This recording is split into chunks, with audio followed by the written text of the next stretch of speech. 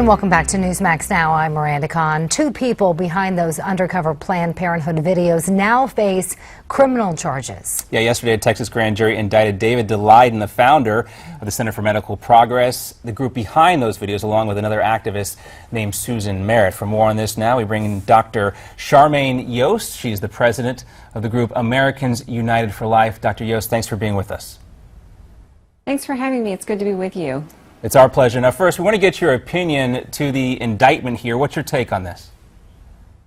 I think it's outrageous and obscene. This is really kind of an Alice in Wonderland reality that we're living in, where someone who has just done very common undercover journalism and is now, after revealing potential felonies, he himself is being indicted, where the person who was revealed as being the wrongdoer on the video is not being held responsible. I'm not even sure what country this is that I live in when something like that is possible.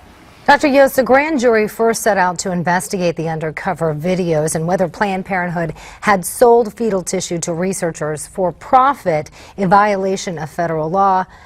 But the jury found no wrongdoing on their part. Planned Parenthood claims the videos were misleading because of how they were edited. I want to get your take.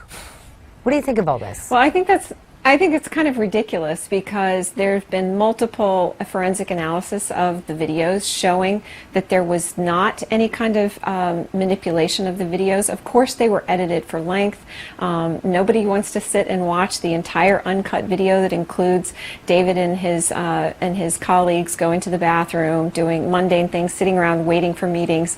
So, you know, editing does not place incriminatory statements onto a video. Planned Parenthood themselves are the ones who said the damning things on the video. They can't get away from that. And frankly, one of the things, the upside of this indictment is now that there will be a trial. And so, you know, the discovery, which is what happens when you go into a trial and each side has to reveal material, it can cut both ways. So Planned Parenthood is claiming that they're happy now, but we'll have to wait and see how that all plays out once the trial gets underway. Well, a number of pro-life activists, including Republican presidential candidate Mike Huckabee, came out expressing some of the same sentiments you just told us, Doctor. Huckabee says, quote, "It's a sick day in America when our government punishes those who expose evil with a smartphone while accommodating those who perform it with a scalpel." Now, you mentioned this trial is going to be upcoming. We'll see what comes from that. But you also mentioned investigative journalism. And what's difficult here is, in what we were taught in journalism school, is that you cannot commit a crime even if you're going after somebody who's done something very badly or something terrible. And even if you you know, agree with this group who did the videos, you know, it concerns me a little bit that maybe they went too far, and that's going to cloud the entire case here. Well, there will be a trial, and none of us know what the grand jury was looking at, and it's kind of interesting because they haven't released the indictment. So none of us know exactly what it is that he's being accused of. I can tell you that, having spoken with David, he claims that he obeyed all of the relevant laws. So I'm going to reserve judgment until all of the evidence comes out at trial. Well, despite the indictment, Texas officials are going to push on with their own investigation into Planned Parenthood. Do you feel like the investigation may be perceived by some to be tainted at this point? Well, I think there's a lot of questions about what's happening. You know, just the fact that, as we were talking about people criticizing David for going undercover, the problem is that in this overly politicized culture where Planned Parenthood is not held accountable for anything that they do, you really kind of wonder how any of the truth about the horrible kinds of things that are going on behind the closed doors of Planned Parenthood would ever come out if someone didn't have, had not gone undercover to pursue the truth and to expose it. All of the evidence is there for anyone who wants to watch the videos.